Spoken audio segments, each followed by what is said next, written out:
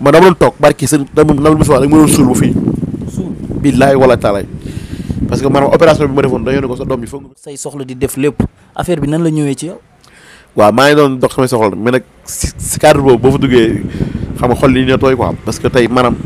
sama yaay dafa teggi ay natt yu ne façon natt bu nekk sama yaay dafa ko teggi waaw handicapé bi dafa ma dab parce que je suis né en 1993 le 27 janvier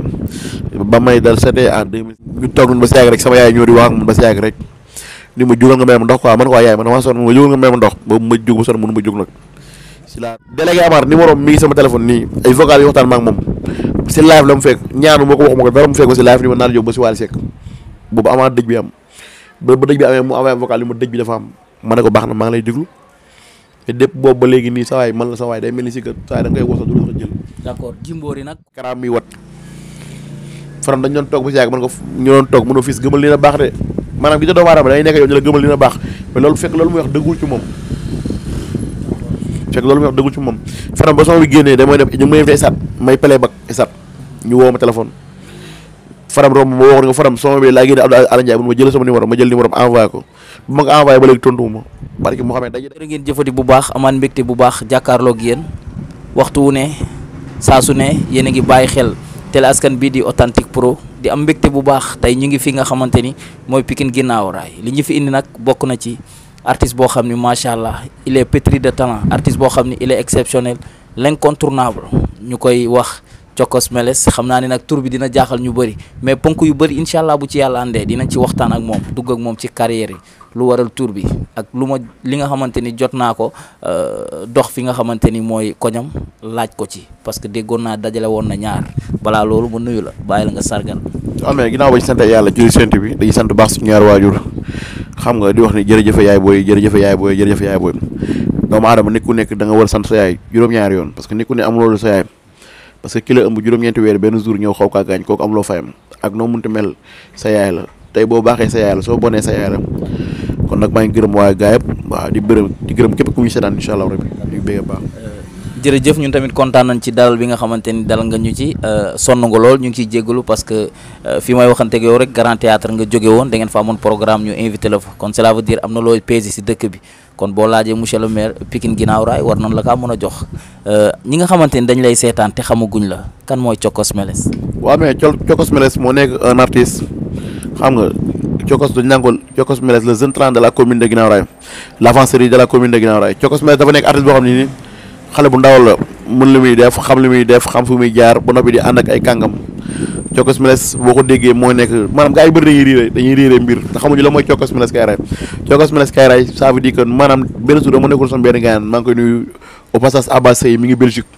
ñu musaa na toog nii quoi mu may cokkaas quoi man ko gaayan baa li ngay def mu may cokkaas maanaam ba gisu cokkaasee rek daal daw quoi ma xalaat ni cokkas ba yàgg ma ni Meles mooy lu invisible lu gaaw loo xam doo ko gis ma créé ko Cokos Meles ba jàgg ma teg si Kayraay fii ku ne xam ne ni waaw Kayraay waaw mais ku ne xam ne ku nekk day raay yow mi yaa ngi raay keneen ak keneen mi ngi raay moo tax ma yokk si Cokos Meles Kayraay génnee ko nag mu yëngal dëkk bi gars yu bëri di ko challenge ñun amuñu lu ginnaaw raay moo suñ Paris la France ginnaaw raay moo ñu gënal lu ñu mën def si àdduna. tey ñi nga xamante ni dañ lay seetaan am na ñoo xamante ni xamaguñu maanaam sa handicapé bi lan moo ko waral tey bu fekkee dañ fa doon dugg nga ñëwal ñu ci tuuti rek handicapé bi ndax dalaa dab wala ni nga judduwaale. waaw handicapé bi dafa ma dab parce que je suis né en 1993 le 27 janvier ba may dal c'était en 2005 boobu maa ngi nekk sama kër yaay Géejawaay xam nga ñu toog nañ ba si yàgg rek sama yaay ñoo di wax ak man ba si yàgg rek ni ma jugal nga may ma ndox quoi man ko yaay man dama sonn ma jugal nga may ma ndox boobu ma jug ba sonn mënu ma jug nag si laa wàccee rek affaire sonal ma gaañ mënu sama yaay yeenu ma yóbbu ma hôpital fu ne parce que tey maanaam nit ku nekk rek li ma la wax sànq rek nit ku ne amul sa yaay sama yaay laa tout fait pour nga ma dox mais jaam ak pexeem yàlla suñu borom ak dogalam def na lu ne barki Mohamed. d'accord léegi damaa bëgg nga leeralal ma yaa ngi doon dox say soxla di def lépp affaire bi nan la ñëwee ci yow. waaw maa ngi doon dox samay soxla mais nag si cadre boobu boo fa duggee xam nga xol li ñu tooy quoi parce que tey maanaam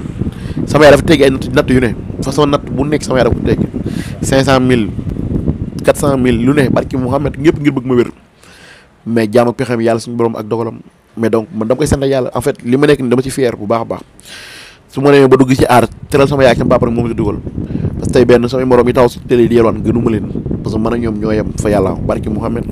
voilà léegi nag pour nit ñi xam bëggoon nañu nga leeralal noonu ndax feebar la dikkee wala nan la dikkee. non affaire bi damaa dem football li ñëw rek tëdd sama ko yaay gaa mun ma dama jëlal dama may ndox ma naan man ko yaay yaay dama bàyyi ma toog mooy may ma ndox ma naan man daal ma jug daal mu tomee foofu noonu avant boobu noonu ba may nekk xale sama yaay dama wax naan suñu toogee di waxtaan ak sama yaay danaa am na benn maire bu dëkkoon si koñ bi day wax su waxee rek danaan ko yow sa doom bi daa rafet sa doom bi da nga ko cat affaire yooyu noonu mais dem ba affaire bi sonal ma trop barki Mouhamed xam nga sama yaay yi la tout fait pour ma dox mais nag jama jàpp ne nii la ko yàlla bëggee quoi vraiment.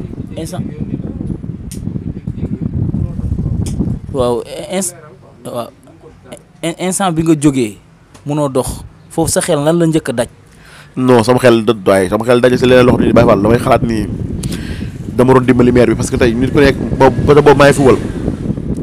wal te maa doon jàpp maa ngi doon dañu sama yaay incha allah je ferai tout pour mu dimbale ko soutenir ko doole ko te yàlla rek tax barki Mouhamed waaye sama yaay kenn la ci man su may wax si moom rek barki Mouhamed laa wax gi daal billaahi wala taala du ma fi jógee tey su ma demee ba dugg si ay musique di woy yàlla ak sama yaay la bu doon man ak man dong la barki Mouhamed du ma woy parce que damay dégg lu ne ñu naan cokos nii cokos lii cokos laa mais ñi wax si man yëpp xamuñu cokos bu noo ko seere loolu xol bu baax ak xol bu rafet ak xol bu laa biir barki Nabil Moustapha ma sama yaay mooy samay tànk mooy sama lépp barki Nabil Moustapha fu ma dem fu ne sama yaay moom mu gën a lu mu mënti am si àdduna barki Nabil Moustapha. léegi biñ naan cokos mi dafa am lu la doon jiiñ wala dafa am loo xamante ni dañ ko doon séntu ci yow wala lan la. non boobu sax boobu si cokos gi boobu maa ngi doon Babacar mais boobu xam nga rek maanaam dinaa sama yaay ma nekk xale sama yaay da nga ma nekk xale da nga rafetoon affaire yooyu quoi sama yaay loolu ma doon wax ni ma da nga rafetoon yooyu noonu barki Mouhamed. d'accord bi nga jógee jóg munoo jóg li nga njëkk daj xalaatoo ni man daal sama àdduna yàqul. non mais si pourquoi pas parce que tey da nga xalaat ni nit ku nekk maanaam am loolu sa yaay maanaam nit ku nekk tey nga xalaat ni yow da nga war a màgg dimbali sa yaay dimbali sa papa te yàlla suñu borom dog leeralu loolu noonu tey nga nekk une personne handicapée nekk koo xam ne maanaam da nga doon bañkat ba keroog nga xëy di sàngoog suuf. d'accord kaddu bi sa yaay bi la sa yaay njëkk a wax bi nga jéemee jóg munoo jóg yan kaddu ngeen wéccoonte yéen ñaar. dama ne ko yaay mënu ma naa ma ne ko billaahi wallaahi wa taalaahi métti naa la teral barki Mouhamed dama ne ko yaay mënu ma naa ma ne ko métti naa la teral parce que dama ko gëm. parce que moment bi mu naa ma jugal ma noonu parce que moment boobu noonu bàyyi nekk na ay temps fort ci man moment boobu fort na trop ci man barki Nabil Salam parce que bu ma xalaat ni man mii tey dama war a doog sama soxla comme samay morom war a dimbali sama yaay wala dimbali sama papa ak samay rakk ñëpp yaakaar ci man wala sama waa ji gayaan tey xam nga tey yàlla dogal li gën ni mu doon li gën ci man mais ba tey tamit xam rek waaw li yàlla xam doy na quoi vraiment. bi nga nekkee si football bi ñu naan la da ngaa rafet ak nan la wutal cat ndax jàppoo ni bi nga demee ba si biir jàppoo sa xel jàppul ni def la. waaw mais xam nga tamit comme boobu nga nekkee xale la te boobu boo xoolee ay l'âge de 9 ans nga 8 ans maanaam loolu sa xel boobu du mën a màcc fi foofu quoi yu bëri gars yi ci bàyyi xel yaa am gën a xam. sa yaay yóbbu na la ngir ñu xool ba xam ndax lii lan moo ko waral. sama yaay la tout fait pour moi def na lu ne déggoo sànq ci biir wax man la teggi na façon natt bu ne ngir bëgg ma dox mais dama jàpp ni xam nga rek yàlla man dama doon toog barki seen dama mu soxla rek ma doon suul bu fii. suul billaay wala taalaay parce que maanaam opération bi ma defoon dañoo ne ko sa doom bi foog nga koy suul pour mu dox. fu mu dem sa waay loolu yéeme na. barki na sa fam te gars yu bëri diñ comprendre moo tax ñuy gis nit maanaam di ko siise loo xam ne tey maanaam wóoru leen. dañuy gas pax suul la ba mu des sa bopp bi. barki Rasulullah ba ma toll fii nii. billaay war a tal te yooyu moo tax tey sama cër yu su bëri xam nga di fonctionné mais bu doon loolu kon tey sama cër kon tey demee na neneen barki na sa waaw billaay war a kon waaw. d'accord dañuy seetlu ni saa boo tuddee rek ni sama yaay mais Cokos boo nu doon wax tuuti rek sa digganteeg sa yaay lan la. donc kooku sama complice la parce que tey maanaam dañ naan doom yaa ngi rawante si waajur mais sama yaay kenn la ci man. barki Nabil Sow sama yaay mooy sama tànk mooy sama lépp barki Nabil Sow il a tout fait man kooku lenn rek moo tax ma dugg si musique dimbali ko te yàlla rek tax barki salaatu ala nabi dimbali sama yaay rek moo tax ma dugg si musique mais bu doon man ak man dong la non man am na ay nit yu baax parce que su ma jàkkee gis ñoom Famara gis ñoom Bada Boy lu ñu mën a léegi may defal parce que ñooñu tey ngay xalaat leen ñooy defal lu ne sama boy yu may àndal ñu ma soutenir di ma dooleel ay ñoom Amérique yi ñoom Maodo gaa yooyu yëpp su ma xalaatee lu ñuy daj man. non waaye damay gën a xare barki Mohamed. lan sa yaay tey boo ñu doon wax nee ñu lan moo la gën a marqué ci sa yaay lan la. sama yaay lu ma gën a marqué si moom mooy sama yaay du faat waxtu juróom marqué na bi sama du faat waxtu juróom ba noppi sama yaay leen lañ la may wax ne man leneen laa la digal mooy nekk bul bu sa jëloo moom même bu dee aar bi nga nekk sax boo si doon am ñaar dërëm di ma ko jox sax sant naa la ko gërëm naa la ko barki alxuraan karim. léegi bu ñëwee tey sa digganteeg sa papa nee nañu sa papa sa xarit la. parce que sama papa moom sama xarit la mais sama yaay moo gën a sama xarit ndax yu bëri sama yaay laa si waxtaanal. sama papa bi. non paa bi parce que xam nga tey maanaam li nga dem ko xam ne maanaam tey complice lay doon ci yow sama yaay suma bras droit la billaay wala taala. tey dañuy xaw a pause foofu tuuti ñu dugg ci li nga xamante ni moom moo waral Ali Kalaji Cokkos dugg si musique nekk handicap war a génne ay son war a def ay clip amul benn jàppale bu ko nit ñi war a mën a jàppale Cokkos lan moo waral nga jël ambition carrément ni da ngay dugg si musique ak programme yi ci am yëpp. bu amee musique ñun tey bañ ci dugg dañ ci dugg ak ambition ak détermination boo dugg doo séntu doomu aadama da ngay xool li leen neex wala nga xool li nit ñi bëgg parce que tey Cokkos nekkatul koo xam ne tey maanaam ku ndaw la même bu ñu ndawee fi ñu dëkk sax xam nga suñ tur du ku ndaw parce que suñ tur boo tapee da nga koy gis yàlla da lay suturaal ngay gis lu ne barki Mouhamed. léegi boo ñu doon wax nee ñu Cokkos ñaata son la am ñaata clip la tourné gu. non Cokkos ñaari son dong la amagul mooy fi may woy Abdou Aziz Ala Ndiaye ak bu may woy Wally Ballago Seck waaw. bi nga génnee son yi ndax dox nga si lii tax Wally jot woyam Abdou Aziz Ala Ndiaye jot woyam. non Abdou Aziz Ala Ndiaye def na lu ne ñu ko gën a jege man ñoo xam ne man dañ maa sax bett gisu mel ni Fadam 2 Fadam 2 ñoo bokkoon benn koñ jaxaay laa Fadam 2 tey maanaam tey def na lu ne maanaam gis nga am nga tey àdduna def na lu ne comme il faut nga leeral parce que boo nee def na lu ne cela veut dire. comme tey maanaam nit nekk na ci làmb waaw bëri ci ba bàyyi bëri amu ci dara yàlla dogal mu yor micro si borom daa ko si teral tey téléphone am boobu ngay gis noonu lu mu munti am téléphone bi moo ko may ba muy bëri yëpp amu ko ba muy bëri kenn xamu ko dam ne ba bàyyi bëri nekk chroniqueur la ko gaa yu bëri ràññee la ko gaa yu bëri xam. dafa mel ne dafa am lu dox sa diggante ak Fadam exact loo bëgg génnee sa xol lan la. non Fadam dafa ma bett man kooku dafa ma bett trop Fadam man ak moom ñoo doon toog si karaam mi wat Fadam dañ doon toog ba si yàgg man ko ñoo doon toog mënoo fis gëmal li na baax de maanaam gi ta doomu aadama day nekk yow ñu la gëmal li na baax mais loolu fekk loolu muy wax dëggul ci moom Fadam ba sama bi génnee damay dem ñu may invité esat may pele bak esat ñu woo ma téléphone Fadam romb ma waxoon nga Fadam sama bi laa génne Abdou Ala Ndiaye ma jël sama numéro ma jël numéro envoyé ko bu ma ko envoyé ba léegi tontuwuma parce que moo xam ne daje ay live sax mais kenn laa gis ni ñaari nit laa gis ni ñu ngi may jàppale si wàllu TikTok muy Aydara maa ngi koy nuyu de passage Aydara borom TikTok bi ak Maodo Garmi waaw Maodo Garmi moom ku ne xam ne ni Alaaji Garmi mooy bàyyam kooku daf may soutenir di ma dooleel barki Mouhamed waaw. jàpp nga ni kon son bi bu demoon ba Aziz Ala Ndiaye jot ci tey sa soxla yu bëri maanaam wala lu bëri dina la ko mën a jàppalee. non mais pourquoi pas parce que Abdou Ala Ndiaye dafay nekk pour nit ñi parce que tey koo xam ne tey maanaam kooku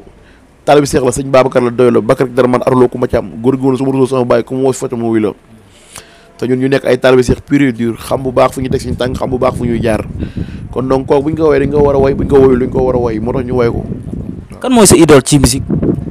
waaw sama idole ci musique moom mun nañu Papa Thiopet la.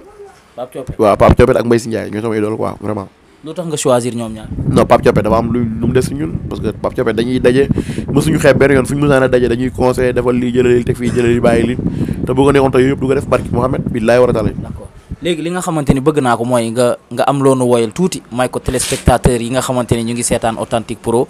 nii rek lay demee saa su ne ku ngeen soxla moom lañ leen di indi léegi nañ déglu Cokkos Melos kaay raay ngeen baal ma si kàddu gi mu fental nu tuuti woy rek waaw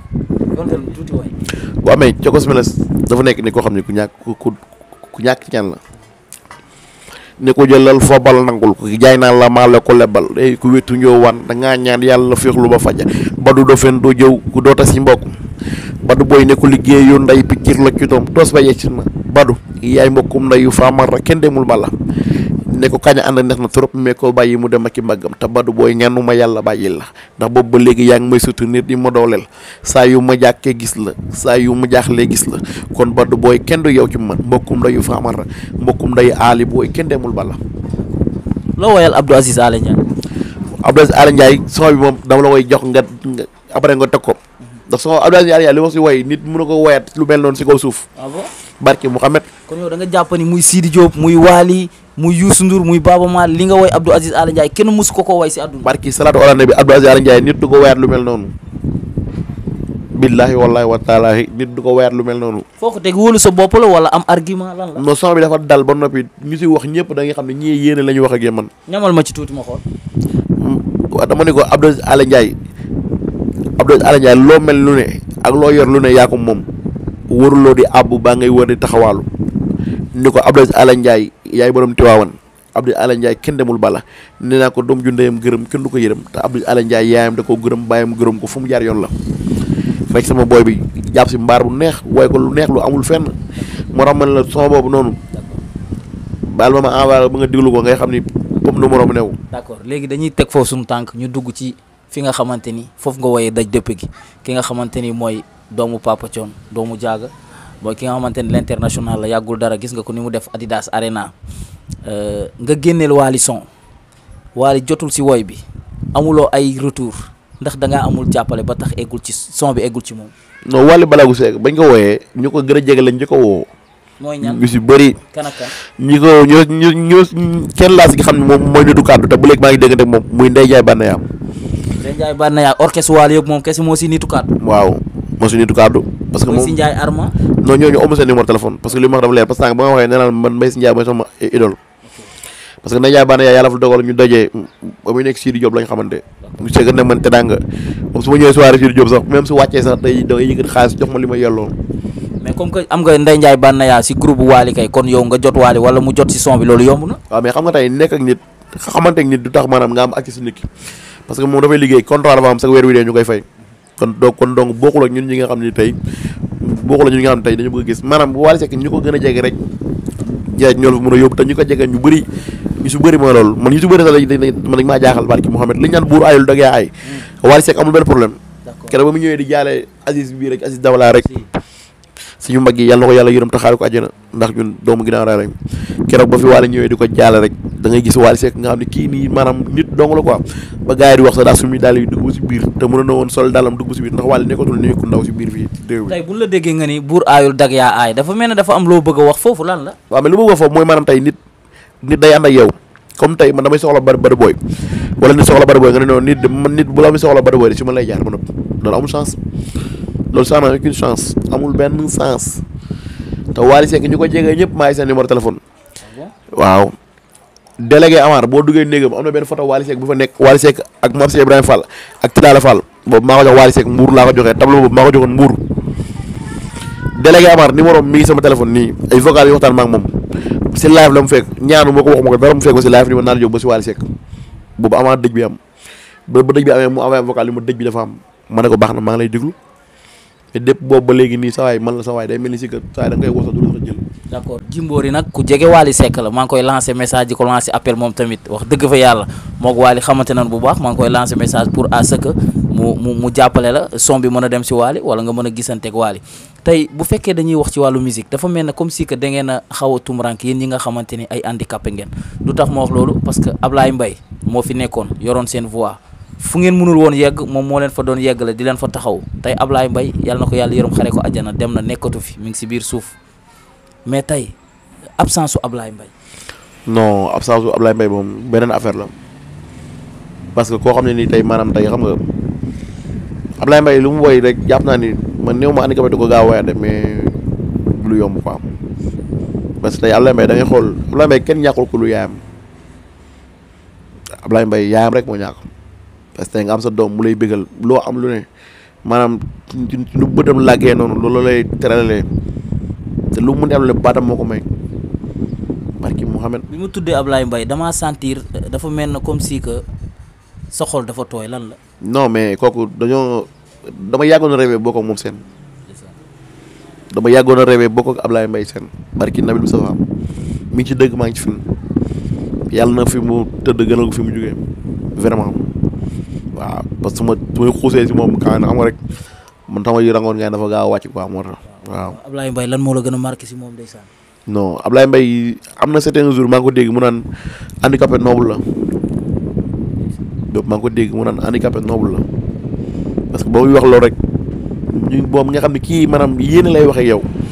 barki salaatu ala nabi nga xam ne kii yéene lay waxee billaahi wallaahi taala barki Seydina Muhammad mu doon ku baax nag ku bëgg doomu aadama ku yëg nit koo xam ne te da ngay xam ne kii yow Ablaye Mbaye mii nit la barki salaatu ala nabi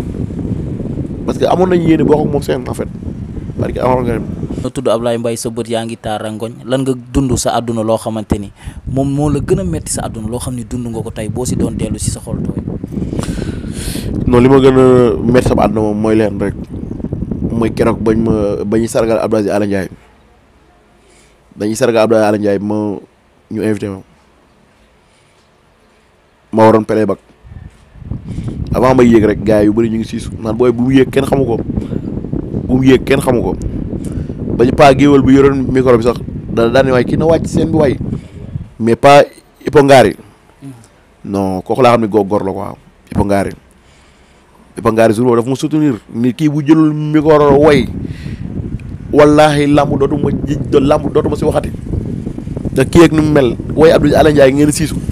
te Abdou Ala Ndiaye bu génnoon léegi nii ngeen topp ko mu yëkkati xaalis jox leen.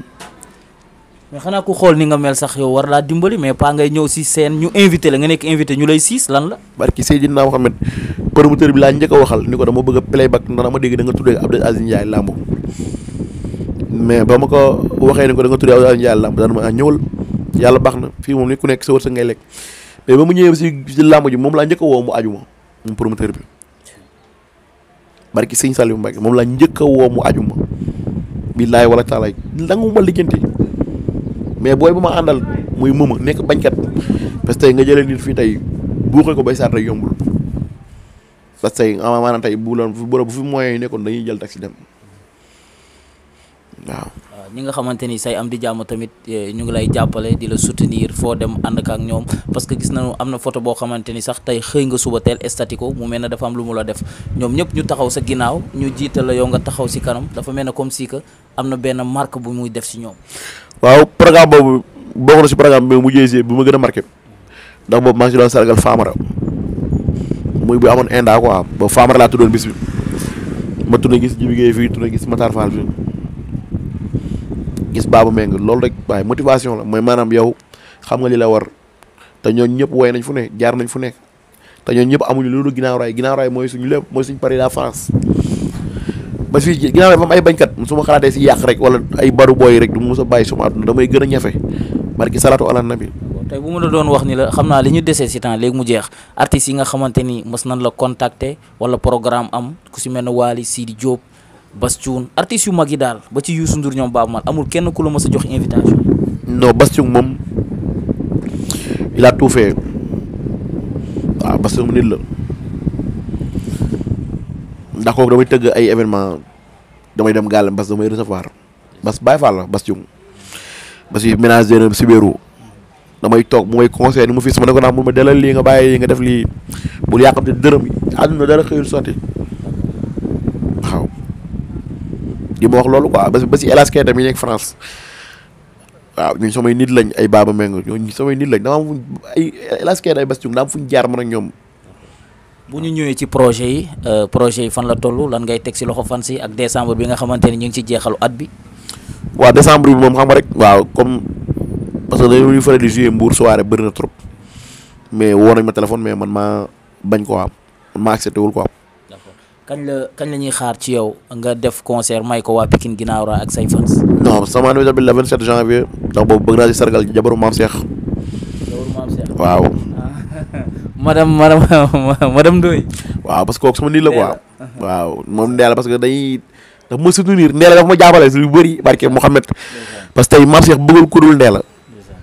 parce que maam Cheikh dégg na lu ne ngir Ndéla xam nga maam Cheikh wax nañ ko lu ne ngir jabaram teewul mu jàpp too bàyyi tey jabaram jàpp too bàyyi. barke non mais si xam nga lu daam. àdduna dëgg gëñu bu waxul dëgg wax nga fenn. day am ñoom dañ lay jàppale dañ lay soutenir. barke salaatu ala nabi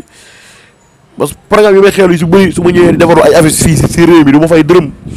ba si laasana damay ànd ak moom muy daj lu ne di dégg lu ne ngir man ñu naan ko booy bi lii ak laa te teewul boobu léegi maa ngi jàpp te bàyyi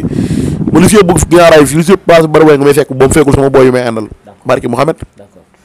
léegi nag fi ñuy tëjee mooy am na loo xam ne mënuma koo ñàkk bañ a wax dama kaa force weewu bëy nee nañu da nga am benn bis boo xamante ni sa ñaari ger dañ laa seet si loolu daal bëgg naa nga compal ñu si tuuti rek sa ñaari gel yi la seet woon jour boobu noo ci génne. loolu boobu Badou wax yàq der lay wax quoi loolu moom gars dañ baax bi seet quoi loolu wax yàq der la non c'est que dafa am ñoo xamante ne dañuy seetaan da leen a mosoon dal pour en cas bu leen dalee ñoo xam nuñ ciy génne ñaari gel yi bu ñu ñëwee noo leen accueillir. non mais loolu sotti lañ demoon rek man xam moom dama doon bañ mu échec quoi. nga am fit dama doon bañ mu échec mu invité kii invité kee. mais boobu yaa ngi nekk handicapé. waaw mais pourquoi pas booy fii non booy dama lay avertir. booy yu ay xool ñu ay yan gerte de. lan lay xool. booy daal. lan lay xool. booy daal saa mel ni nga war a mel rek. non mel ni nga war a mel mooy. non melal li nga war a mel ay mag yooyu ay kilifa yooyu. comme. non mel li nga war a mel rek xam bi nga war a xam rek. xam li nga war a xam yaa ngi ni di wuyoo cokos meles kaay raay. waaw mais bokkul na cokkaas la cokkaas da ngay cokkaas nit ki. ok. waaw bu raay moom ku nekk ni nga ko def yow yaa ngi da ngay raay sa waram day raay. bari booy ngi ni day raay sa giw ko jëfee. non déedéet loolu moom wóoru la moom. bari booy day raay yàq day raay faamara day raay. waaw léegi expliqué ñu rek loolu lan moo fa jot a xew bu ñaari booy ñëwee. non ñaari booy ba ñëwee dama invité benn booy bi ñëw ni ma jaay rek moo woo beneen booy mu jël taxi ñëw. waaw mais bu ñëwee tamit ñu xaalis rek. xaalis léegi. ban booy moom nga gënoon a tafu. non ku ma gënoon tafu ñëpp laa gënoon tafu. ndax mais ki njëkkoon a bañ moom kooku daa dem si biir ba bëgg nangu wantan ma wañ quoi. léegi bi ñu eggee ñoom ñaar takk nga xool leen nii gis ni ñoom ñaar ñoo ñëw tafoo sa loxo sa gémmiñ. non mais gars yi commencé indi ay coow nga naan ma léegi laa gars yi bëggoon ma yow gars yi bëggoon a xeex ndax man. d'accord sorti jàmm ma naroon ko yàq nga naan ma lii. émission bi jeex na li ñuy joxoon si ay waxtu di la sant di la gërëm di la ñaanal yàlla defal la jàmm ak tawféex yàlla sottil projet yi nit ku baax nga biñ déggantee ba léegi maam Cheikh jox ma sa numéro rek mooy vocal di ma nemmeeku vraiment donte man maa ko waroon def temps bi xaw a ñàkk mais doo xaar si dara lan ngay tàggatoo. waaw mais dañuy doolaat santal yàlla suñu borom waaw di gërëmaat bu baax fa amara di gërëmaat bu baax bari booy di gërëmaat bu baax yàq di gërëm laasana di gërëm réew mi parce que réew mi daa tout fait pour moi di gërëm tamit suñu papa suñu xarit muy monsieur le maire honorable di gërëm bu baax Ablaye Diop monsieur le maire di gërëm baax sama jigéen ji toog ak sama copain Badou sama jigéen doon tudd waaw jigéen waa Dieyna ak jëkkëram waaw ak jëkkëram Matar waaw parce que ñu tamit ñu baax lañ quoi vraiment grand Matar ku baax la ba nga xamante yàggul mais donc ma xam nga nit ku bëgg doomu aadama la ku yëg nit mu ànd ak jabaram ba jabar moom yàgg naa ñëw fi moom xam nga si Badou Boy fi moom daal ku bëgg lu baax dégg si Badou Boy mu lay yàq di la may këpp waaw mam si na bu jabar yi ñëwee moom comme jabar yi moom dafa tubaabe moom bu ñëwee rek na koy indi ci Badou Boy yàq ko waaw gërëm naa la man tamit gërëm naa la fay naa la waaw peace and love merci beaucoup jërë ngeen jëfati lii rek la Sénégal pays de la teranga une peuple une but une foi nii rek lañ koy defanteeg yéen ndax télé bi télé askan bi la yéen a ko tax a jóg ba tax na ñun suñu kàddu fu mu yegg lépp lu ñu bëgg yéen a ñu koy jox décembre bi nag bëgg nañu lépp falaaw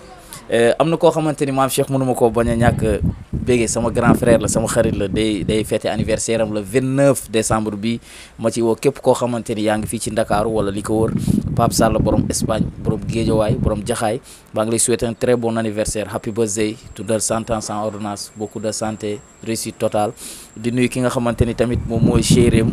muy ki nga xamante ni mooy Netza vraiment macha allah ñaareel xaritu jëkkëram borom Fouta Toro surtout Cheikh Oumar Fouti Tall Kodda Adama Aïssa Ilimane Siré Samba Demba Ali Mukhtar chéri grand Pape Sall maa ngi lay siyaar di la bëggee di la wax di la happy birthday yéen ñaar yéen a ko bokk jaa ngeen jëf